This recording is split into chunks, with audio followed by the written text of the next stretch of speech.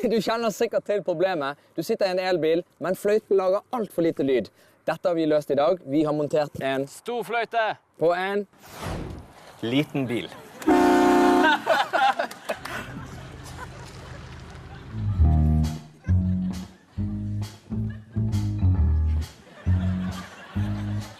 Nei.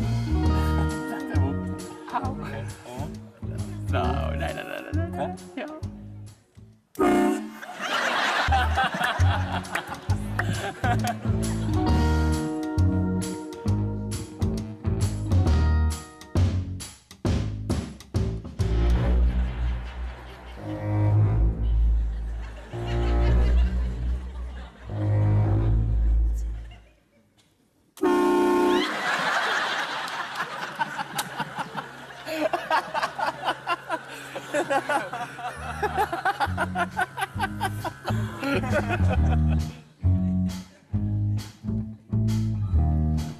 3, 2, 1.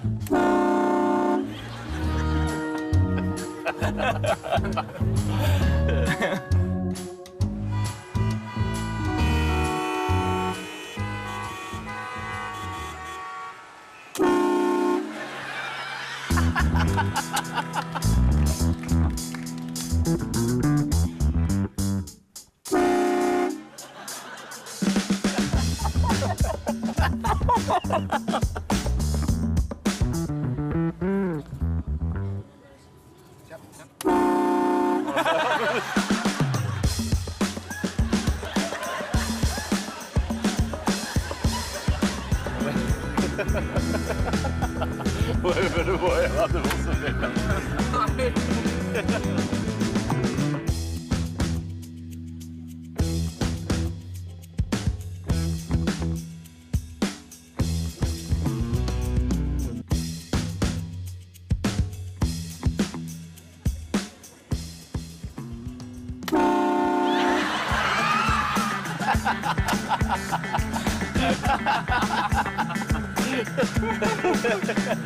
Ha ha ha ha!